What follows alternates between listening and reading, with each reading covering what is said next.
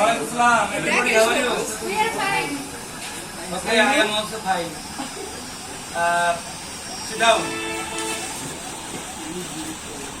Dear student, thank you very much for arriving in the classroom and taking part in the classroom.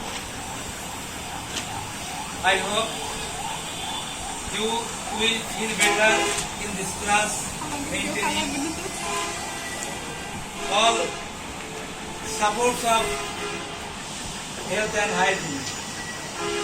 প্রিয় ছাত্রছাত্রীরা, তাহলে আমরা আজকে গতকালকের ক্লাসের ধারাবাহিকতায় আজকে আমরা ক্লাসটা নিব। তো ইংলিশ সেকেন্ড পেপার থেকে আমরা ভয়েসের বাকি অংশটা আলোচনা করব। আমরা গতকালকে বলেছিলাম একটি সেন্টেন্স ভয়েসকে বা ভয়েসকে আমরা যখন দুটো ভাগ করছি, অ্যাক্টিভ ভয়েস এবং প্যাসিভ ভয়েস, তখন আমাদের যে ভিত্তিটা থাকতে হবে, টেন্সের উপর ধারণা থাকতে হবে। এরপর বলেছিলাম সেন্টেন্স পাস প্রকার, অন্তত এখানে 3 প্রকার সেন্টেন্সের অ্যাপ্লাইং আছে, এটা আমাদের বুঝতে হবে। আর রয়েছে পার্সন, আমরা গতকাল এটা তোমাদেরকে দেখিয়েছিলাম। আজকে আমরা অবশিষ্ট অংশটুকু আমরা দেখাবো। তোমরা মন দিয়ে খেয়াল করবে এবং মন দিয়ে তোমরা ব্ল্যাকবোর্ডের দিকে নজর দেবে, যাতে করে তোমাদের সমস্যাগুলো চিহ্নিত করে আজকের এই ক্লাসে আমরা সমাধান দিতে পারি। তোমরা এক্সারসাইজগুলো গতকালকের নিয়মের আলোকে এক্সারসাইজগুলো লিখে নাও এবং ক্লাসে পড়ার চেষ্টা করো। যেমন টেন্স ভিত্তিক এবং সেন্টেন্স ভিত্তিক, এর সাথে পার্সনটা আলাদা করবে। যেমন she made him happy, he teaches us English.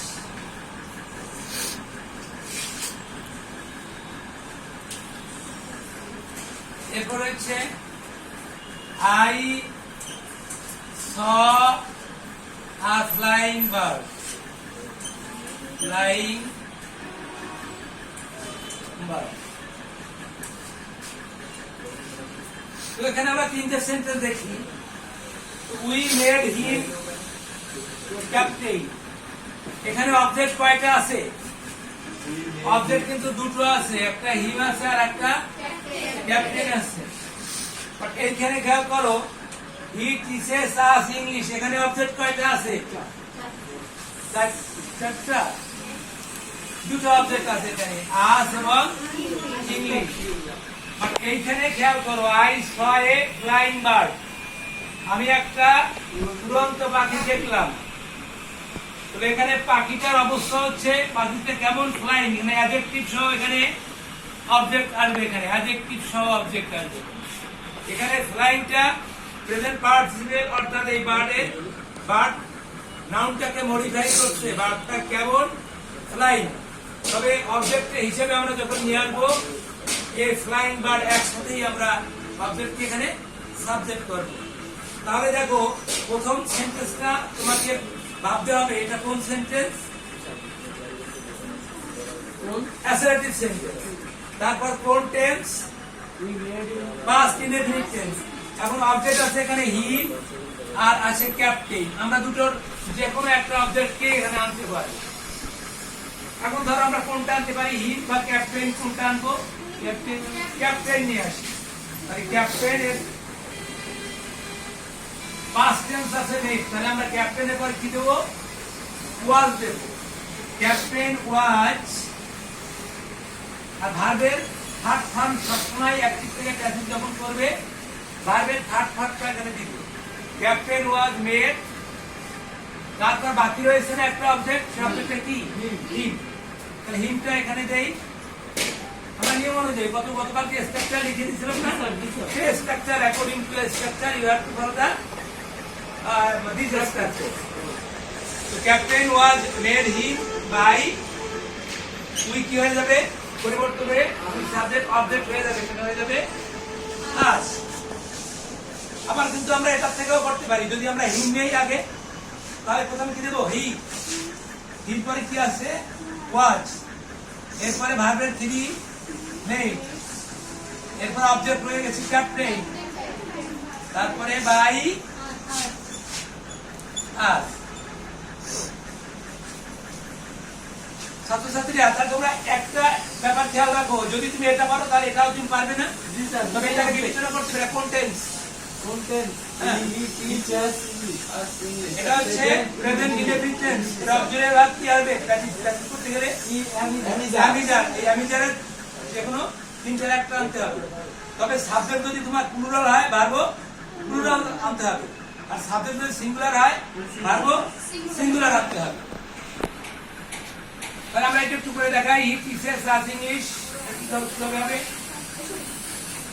সকলে করার চেষ্টা করো, আমি সাহায্য করব, সকলের চেষ্টা করো, সকলের চেষ্টা করো, একটু আমি সাহায্য করবো। হি টিচার্স আস ইংলিশ, আমরা এখানে অবজেক্ট কয়টা পেয়েছি আগের মতো, আস এবং ইংলিশ। তো সবসময় ইম্পার্সোনাল অবজেক্ট আনাটা ভালো লাগে আমার কাছে, ইম্পার্সোনাল অবজেক্ট হচ্ছে ইংলিশ, ইংলিশটা আগে আনো, English present indefinite tense is, কিসে ভার্বের থ্রি হবে টট, টি-এ-ইউ-জি-এস-টি টট, অবজেক্ট কি রয়ে গেছে, আস রয়ে গেছে না, তাহলে English is taught us by লিখে দেবে হিম, তাই না? ঠিক আছে, বড়দের জন্য সকলে।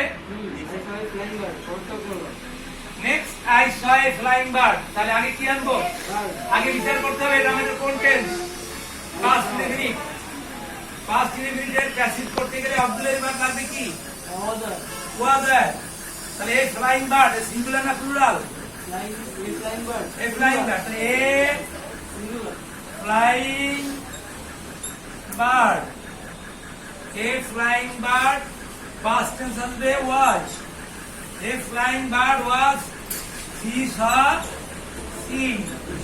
seen by I কে দেবে he হয়ে যাবে, a flying bird was seen by he। এভাবে অনেক অ্যাসাইনমেন্ট সেন্টেন্স থেকে তুমি অনেকগুলো এক্সারসাইজ করতে পারো, ঠিক আছে? এরপর দেখো অ্যাসাইনমেন্ট সেন্টেন্সে আর একটা সেন্টেন্স আছে reflexive pronoun, what is reflexive pronoun, এর বাংলা হচ্ছে আত্মবাচক সর্বনাম, নিজেকে নিজে অর্থাৎ নিজের উপর নিজে বল প্রয়োগ করা, নিজের উপরে নিজে বল প্রয়োগ করা, যেমন এ গাল কিল হারসেল, একটা বালিকা তার নিজেকেই হত্যা করবে, কর্ম সাধন করলো কার উপরে, সে নিজের উপরে। এ ধরনের আত্মবাচক কিছু সর্বনাম রয়েছে, আমি সর্বনামগুলো লিখি, তোমরা এগুলো খাতায় লিখে নিবে।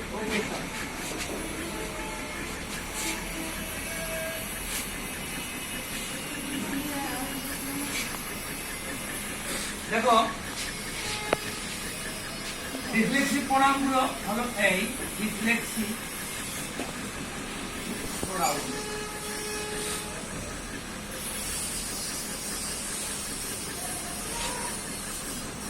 প্রথমে মাই সেলফ, তারপরে আওয়ার সেলফ, আমি একটু বাংলা এটা লিখে দেই, এটা হচ্ছে আত্মবাচক সর্বনাম,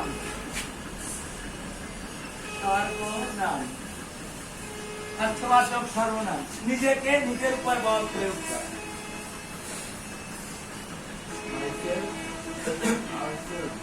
Myself, ourself, yourself, yourselves, yourselves,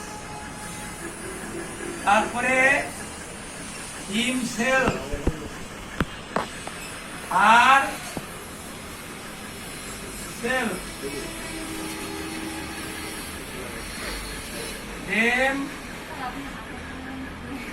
selves, themselves, myself, ourself, yourself, yourselves, himself, herself, এবং themselves myself মানে দেবে কি হ্যাঁ আমি নিজেই ourself আমরা নিজেরাই yourself তোমরা নিজেরাই এভাবে yourself প্লুরাল নাম্বার তোমরা নিজেরাই himself তিনি নিজেই herself স্ত্রীবাচক তিনি নিজেই themselves তারা নিজেরাই এ ধরনের রিফ্লেক্সিভ প্রোনাউন যুক্ত অ্যাসারেটিভ সেন্টেন্স যদি থাকে সেখানে তুমি যে কাজটা করবে দেখো কি করবে এটা উঠানো হয়েছে সকলে আচ্ছা সকলে যদি উঠানো হয়ে থাকে তারা মুছে নেই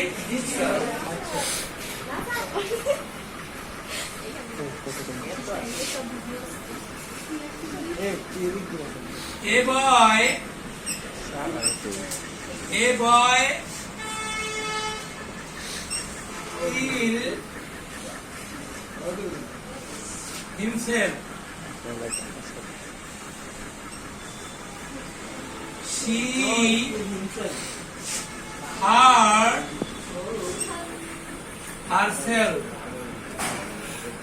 তো এখানে কি সেই রিফ্লেক্সিভ প্রোনাউন আছে কই প্রথম এ বয় কিল হিমসেলফ কোনটা himself she hurt herself reflexive pronoun কোনটা আচ্ছা তাই যদি হয় তাহলে আমাদের এ বয় কিল হিমসেলফ এই সেন্টেন্সটা কোন ধরনের সেন্টেন্স প্রেজেন্ট না পাস্ট পাস্ট আর she hurt herself এটা কোন সেন্টেন্স কোন টেন্স প্রেজেন্ট না পাস্ট না এটাও পাস্ট যদি প্রেজেন্টই হতো she third person singular number না তার মূল ভার্বে তো এস বাই এস নাই অতএব কিছু কিছু ভার্ব আছে যা ভার্ব অন